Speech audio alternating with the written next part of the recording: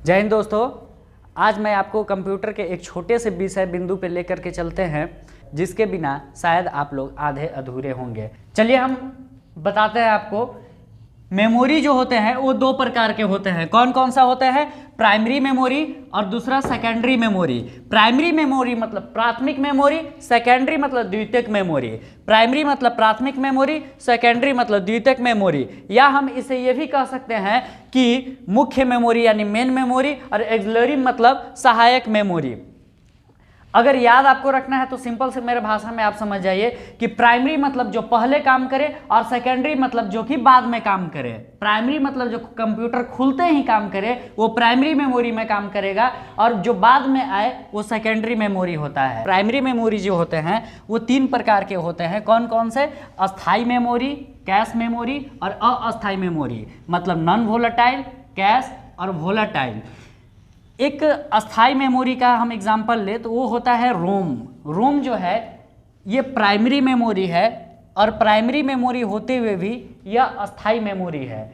कहीं भी बुक में या कोई टीचर्स ये भी पढ़ाते हैं या हम लोग ये भी बताते हैं उसे याद रखने के लिए स्टूडेंट्स को कि जितने भी सेकेंडरी मेमोरी होते हैं, सेकेंडरी मेमोरी सारे के सारे अस्थाई होते हैं, लेकिन प्राइमरी मेमोरी जितने भी होते हैं वो सारे अस्थाई होते हैं। लेकिन एक ऐसा मेमोरी प्राइमरी मेमोरी में होता है जो कि अस्थाई होता है, वह है रोम। बाकी सब जितना भी प्राइमरी मेमोरी का अगर हम टाइप्स लें तो वो सारे के सारे अस्थाई होते हैं। क्या होते हैं? अस्थाई होते हैं यानी वोलेटाइल होते हैं। देखिए थोड़ा सा नाम में भी उल्टा लगता है। अस्थाई को ही नॉन वोलेटाइल बोलते हैं और अस्थाई को वोलेटाइल बोलते हैं। ठीक है, और कैश अलग होता है।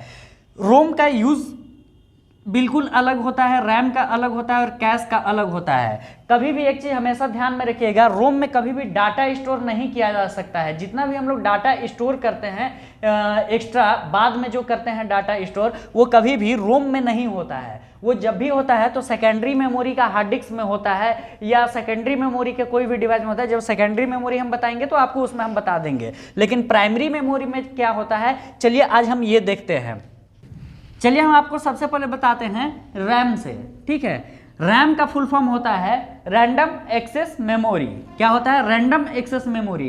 इसका जो काम है, इसका काम ये है कि कोई भी एप्लीकेशन सॉफ्टवेयर तीन प्रकार के होते हैं: system software, application software, utility software. ये सब तो आपको हम पहले बता भी चुके हैं, क्लास में पढ़ाए भी हैं। रैम जो होता है एप्लीकेशन सॉफ्टवेयर को चलाने का। कोई भी सॉफ्टवेयर जब हमारा रन करता है तो वो कहाँ करता है? हमारा रैम में करता है। कहाँ करता है? रैम में करता है। ठीक है, अब कैश का क्या यूज है? तो कैश मेमोरी जो है रीसेंट प्रोग्राम को सेव रखता है। रीसेंट कोई भी फाइल जो होता है जो ओपन करते हैं उसको सेव रखता है कैश मेमोरी। अच्छा, कैश मेमोरी जो होता है कंप्यूटर का सबसे फास्ट मेमोरी भी होता है। एग्जाम में ये एक नंबर का क्वेश्चन पूछा जाता है, बैंकिंग में हो, एसएससी में हो, रेलवे में हो या किसी भी अदर कॉम्पिटिटिव एग्जामिनेशन में आप देखिएगा तो एक नंबर का क्वेश्चन ये पूछता है कि सबसे फास्ट मेमोरी कौन सा है, कंप्यूटर का सबसे फास्ट मेमोरी कौन सा है? तो वो है कैश मेमोरी। कौन सा है? कैश मेमोरी है। ठीक है, कैश मेमोरी जो होता है वो रिसेंट फाइल को सेव रखता है। ये प्रोसेसर और सेकेंडरी मेमोरी के बीच रैम तक लाने में आसानी से मदद करता है। ये जल्दी आ जाता है। इसको हम डीपली में बताएंगे नेक्स्ट वीडियो में। ठीक है ये होता है कैश मेमोरी। अब हम चलते हैं रोम की ओर। तो रोम जो होता है, देखिए आप कहीं से भी गलत सलत मत पढ़ के रहिएगा, इस चीज से आपको मैं अवगत करा देता हूं। रोम में कोई भी डाटा स्टोर बाद में नहीं किया जा सकता है। रोम में कोई भी डाटा स्टोर जो होता है कंप्यूटर बनने के समय यानी असेंबल के समय ही कंप्यूटर में डाटा स्टोर कर दिया जाता है जो कि रोम में होता है। ठीक है, अब इसको हम पूरा डीपली आपको हम बता दे रहे हैं कि इसका क्या होता है। इसका फर्स्ट वर्क जो होता है वो बूटिंग का होता है। सेकंड जो वर्क है बायोस का है। थर्ड जो इसका वर्क है वो पोस्ट का है। ठीक है, अब ये मत देखिएगा कि फर्स्ट सेकंड कौन सा है, बस तीन काम इसका होता है। देखिए क्या क्या है। पोस्ट जो होता है इसका फुल फॉर्म है power on self test. Power on self test. Power on self test इसमें करता है क्या है कि कंप्यूटर जैसे ही हम ऑन करते हैं तो ये हार्डवेयर को चेक करता है, सेल्फ टेस्ट करता है कि कंप्यूटर हार्डवेयर जो है वो सारा का सारा आपका सही है या इसमें कुछ फॉल्ट है, ये आपको बताता है। ठीक है, बायोस, ठीक है, बेसिक इनपुट आउटपुट सिस्टम। कभी भी याद रखिएगा, आप ये देखे होंगे कि जैसे ही आप कोई भी पासवर्ड डालें, जैसे मान लीजिए कि राजा के नाम से आपने पासवर्ड डाला, ठीक है, तो राजा के नाम से पासवर्ड डाला, तो कोई भी पासवर्ड आप जब कंप्यूटर खोलते समय डालते हैं अदर पासवर्ड, तो कंप्यूटर नहीं खुलता है, ठीक है। ये पढ़ने का काम कौन करता है? गलत डाले हैं, सही डाले हैं, ये काम कौन करेगा? तो ये जो काम है रोम का होता है। रोम का फुल फॉर्म में होता है रीड ओनली मेमोरी। ये सिर्फ टुकुर टुकुर पढ़ेगा, ये और कुछ काम नहीं करता है, ये सिर्फ पढ़ने का काम है इसका, रीड ओनली मेमोरी। इसमें जो प्रोग्राम आप दे दिए एक बार, वो सिर्फ दूसरे बार इसको पढ़ सकता है, ना कि हमेशा इसको रखे रहेगा या कोई अदर प्रोग्राम इसमें डाल सकता है, नहीं। इसमें जो होता है सिर्फ रीड ओनली मेमोरी होता है। जैसे मान लीजिए आपने राजा का पासवर्ड डाला और राजा में मान लीजिए ये कैपिटल ए आप है और इसको आप स्मॉल ए से कर रहे हैं, ठीक है। खोलते समय आपने स्मॉल ए गलती से कर दिया, तो जब स्मॉल ए करेंगे तो समझ जाएगा, रोम जो है समझ जाएगा कि बात इसमें कुछ ना कुछ गड़बड़ है, पासवर्ड वहां तुरंत लिख देगा पासवर्ड इज इनकरेक्ट, ठीक है। तो ये समझ जाता है। ये बेसिक इनपुट आउटपुट सिस्टम, मतलब आपका जो इनपुट है उसका काम और आउटपुट जो है उसका काम, ये दोनों का काम कौन पढ़ता है? रोम पढ़ता है। इनपुट क्या दिए, आउटपुट क्या हुआ, ये जो सिस्टम होता है काम करेगा रोम, ना कि कोई भी डाटा स्टोर करेगा। आपको कभी भी गलतफहमी हो सकता है, किताब में दे सकता है, या कई ऐसे वीडियो भी हम YouTube पे गलत देखे हैं जो कि रोम को स्टोरेज डिवाइस कहा जाता है। स्टोरेज डिवाइस ठीक है, लेकिन सेकेंडरी स्टोरेज डिवाइस ये कभी नहीं हो सकता है। ये जब भी होगा तो असेंबल के समय ही होगा। बूटिंग का काम जो होता है वो करता है। जब हम कोई भी ऑपरेटिंग सिस्टम इंस्टॉल करते हैं या फिर हम इंस्टॉल करके कंप्यूटर बंद भी कर देते हैं, तो वो कहाँ सेव रहता है? सेकेंडरी मेमोरी के हार्ड डिस्क में सेव रहता है। सेकेंडरी मेमोरी के हार्ड डिस्क में सेव रहता है। अब सेकेंडरी मेमोरी के हार्ड डिस्क में जो सेव रहता है, तो रैम जो होता है वो प्राइमरी मेमोरी होता है। तो यहाँ से यहाँ तक चलाने के लिए कोई एक प्रोग्राम चाहिए। जब यहाँ से यहाँ तक लाने के लिए एक प्रोग्राम चाहिए, तो उसी प्रोग्राम का नाम होता है बूटिंग, ठीक है। यहां से यहां तक लाने का प्रोग्राम का क्या नाम होता है? बूटिंग। तो जो कि यह काम रोम करता है, ठीक है। जैसे ही कंप्यूटर खुलेगा तो कंप्यूटर ऑन करेगा, तो आप देखते होंगे कि सबसे पहले क्या होता है, सॉफ्टवेयर का फंक्शन क्या होता है? सबसे पहले कि ऑपरेटिंग सिस्टम आपके सामने नजर आता है। जब ऑपरेटिंग सिस्टम नजर आता है तो हार्ड डिस्क में पहले से मेरा ऑपरेटिंग सिस्टम सेव है, तो हार्ड डिस्क से निकल करके रैम में चलाएगा उसको। जब रैम में एप्लीकेशन उस सॉफ्टवेयर को चलाएगा, रन कराएगा, तो उसके बीच भी कोई एक माध्यम होगा, तो उस माध्यम को क्या बोलेंगे? बूटिंग बोलेंगे। हार्ड डिस्क से रैम तक लाने का जो एक माध्यम होता है, उसके बीच भी एक माध्यम जो सॉफ्टवेयर होता है, उसी को हम लोग बूटिंग कहते हैं, ठीक है। ये बूटिंग का काम कौन करेगा? रोम करेगा, ठीक है। चलिए हम बात करते हैं सेकेंडरी मेमोरी के बारे में। सेकेंडरी मेमोरी दो प्रकार के होता है, क्रमानुसार मेमोरी और डायरेक्ट एक्सेस मेमोरी। क्रमानुसार मेमोरी कहने का मतलब क्रम में, ठीक है, एक बाय एक सीरियली वो काम करेगा, ठीक है, सिक्वेंसली एक्सेस करेगा। और डायरेक्ट एक्सेस मेमोरी जो होता है वो डायरेक्ट काम करेगा। चलिए देखते हैं कैसे काम करता है। इसका एक उदाहरण हम लेते हैं मैग्नेटिक टेप से। मैग्नेटिक टेप आप लोग पहले देखे होंगे, जो कैसेट आता था इस तरह से, भरत शर्मा वाला जमाना में बाबू, ठीक है, इस तरह से ऐसे होता था।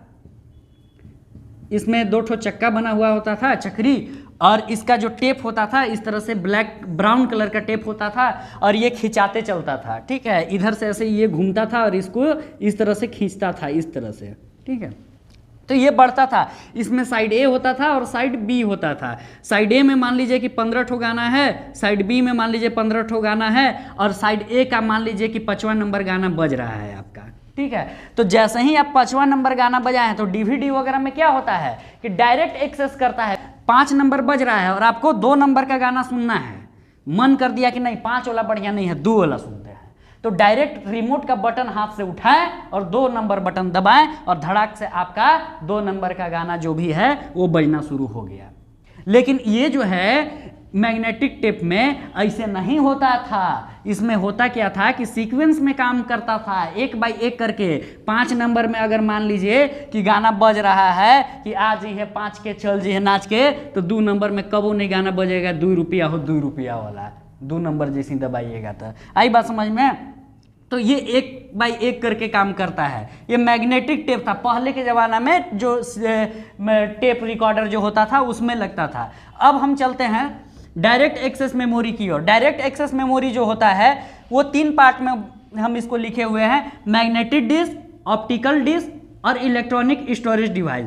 Magnetic, optical, electronic storage device, ठीक है। मैग्नेटिक 2 पार्ट में हम लिखे हुए हैं, इसका 2 प्रकार हम लिख देते हैं, ठीक है। Hard disk, floppy disk. Floppy disk जो था वो पहले के ज़माना में था, लेकिन अभी जो है ये हार्ड डिस्क है, ठीक है। अभी जो है वो हार्ड डिस्क है और पहले जो था फ्लॉपी डिस्क है। दोनों सेम चीज़ था, इसका स्टोरेज कम था, ये थोड़ा स्लो था इसके अपेक्षा, हार्ड डिस्क की अपेक्षा ये स्लो था, ठीक है। इसका डीपली बता देंगे कि ये कितना साइज़ का होता था, क्या था, ये कितना बाई कितना का इसका डिवाइस होता था, सारा चीज़ हम अगले वीडियो में बता देंगे। आपको आज हम बताते हैं कि कोई भी सॉफ्टवेयर जो होता है वो हार्ड डिस्क में ही इंस्टॉल होता है। कोई भी सॉफ्टवेयर जो होता है हार्ड डिस्क में इंस्टॉल होता है। कोई भी स्टोरेज जब हम करते हैं तो हार्ड डिस्क में ही इंस्टॉल करते हैं। किसी भी प्रोग्राम को हम रखते हैं, कहीं से उठा करके कॉपी पेस्ट करें, कहीं से उठा करके अपना सिस्टम में डालें, तो सेकेंडरी मेमोरी का हार्ड डिस्क में जाएगा। अब देखते हैं हम ऑप्टिकल डिस्क। ऑप्टिकल डिस्क का भी हम 2 उदाहरण ले लें तो देखिए CD और DVD, दोनों एक ही चीज़ है, जैसे हार्ड डिस्क और फ्लॉपी डिस्क है, ठीक है। CD DVD जो है वो क्या था, ये ऑप्टिकल डिस्क था, ये भी स्टोरेज डिवाइस था। इसमें सारा डाटा स्टोर होता था, जो कि CD DVD कैसेट होता है, वही चीज़ ये है, ठीक है। CD DVD वही इस चीज़ है जो स्टोरेज आप लोग देखते थे।